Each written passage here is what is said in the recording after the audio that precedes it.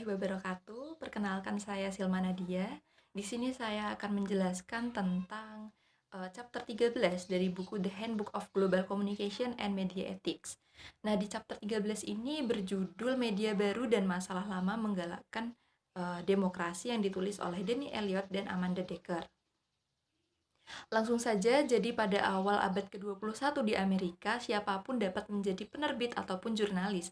Hal ini yang menyebabkan adanya kebingungan karena tidak adanya perbedaan antara masyarakat biasa dan juga wartawan. Nah, hal ini didasari dengan mudahnya seseorang dalam mengonsumsi dan menghasilkan pesan,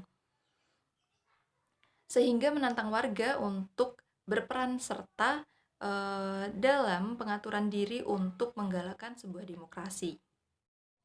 Kemudian ada peran jurnalis dan juga warga dalam demokrasi. Yang pertama ada peran jurnalis.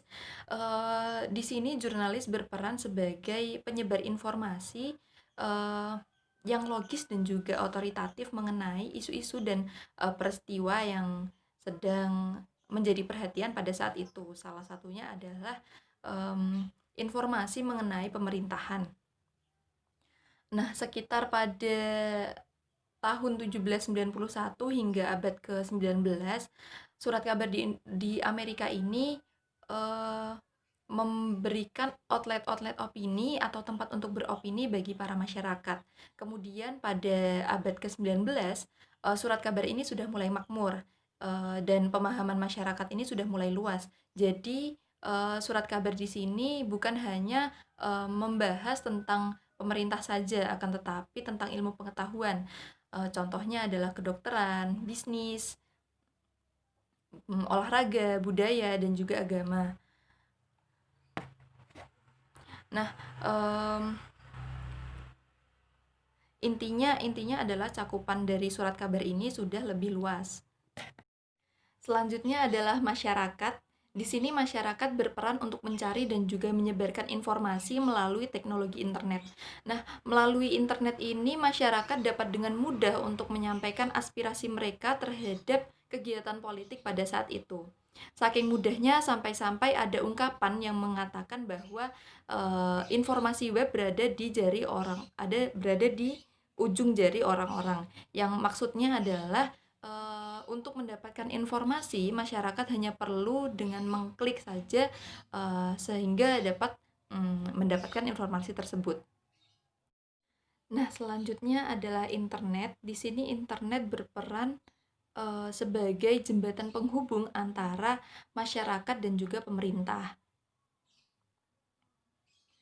Nah, pada saat itu internet ini merupakan penemuan yang sangat demokratis sehingga memudahkan masyarakat untuk berkomunikasi dengan pemerintah.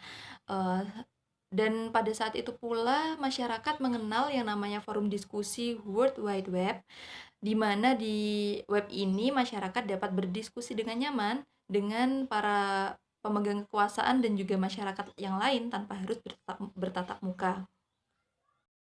Sebenarnya kita di Indonesia saat ini sedang merasakan apa yang dirasakan oleh masyarakat Amerika pada saat itu, di mana dengan geografis yang berbeda dan juga jarak yang jauh, kita dapat berkomunikasi tanpa harus bertatap muka. Pembahasan selanjutnya adalah paradigma berubah dalam jurnalisme dan hasilnya mengubah standar.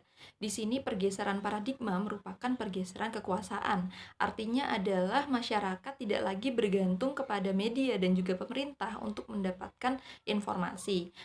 Masyarakat hanya perlu online untuk menciptakan jurnalisme mereka sendiri.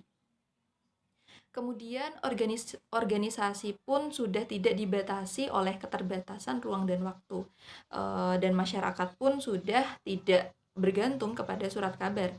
Artinya di sini terjadi pergeseran kekuasaan yang dulunya kekuasaan dipegang oleh surat kabar menjadi dipegang oleh masyarakat yang aktif dalam mencari dan juga menyebarkan informasi. Hal inilah yang menyebabkan kekhawatiran bagi masyarakat yang memiliki pendidikan kurang, di mana mereka hanya mengonsumsi informasi yang mereka anggap benar saja, sehingga mereka tidak mengkaji informasi tersebut. Pembahasan selanjutnya adalah moral warga negara. Bagaimana cara masyarakat untuk membentuk opini yang benar? Yaitu dengan cara mencari pendapat orang lain, kemudian mempertimbangkan pendapat itu dengan, pendapat miliknya, dengan memanfaatkan jangkauan internet yang luas. Dengan begitu akan, meningkatkan daya berpikir masyarakat. Nah, ini merupakan jawaban dari pembahasan sebelumnya di mana, eee, di mana, ada masyarakat yang menerima informasi secara mentah-mentah. Nah, di moral warga negara ini, menekankan pada bagaimana cara masyarakat diajarkan untuk mengetahui potensi mereka melalui teknologi baru. Dengan begitu, masyarakat dapat, membentuk opini yang benar dan juga tidak menelan mentah-mentah informasi yang mereka dapatkan. Pembahasan yang terakhir yaitu masa depan demokrasi dan peran jurnalisme. Nah, di dalam chapter 13 ini, Sifri menyatakan bahwa kita sedang menuju dunia di mana pemberitaan universal hanya butuh satu klik saja. Pelaporan real-time dapat dilakukan oleh profesional maupun amatir. Visualisasi data yang mempesona yang menceritakan kisah-kisah baru yang menarik, dan kemampuan masyarakat untuk menyaksikan pemerintahan mereka dari bawah menjadi lebih lumrah. Maksudnya adalah masa depan demokrasi kita nanti akan lebih mudah berekspresi, serta penyajian data berita dari jurnalis akan lebih mudah dan juga lebih cepat. Sekian pembahasan dari chapter 13 ini, semoga bermanfaat. Saya akhiri, wassalamualaikum warahmatullahi wabarakatuh.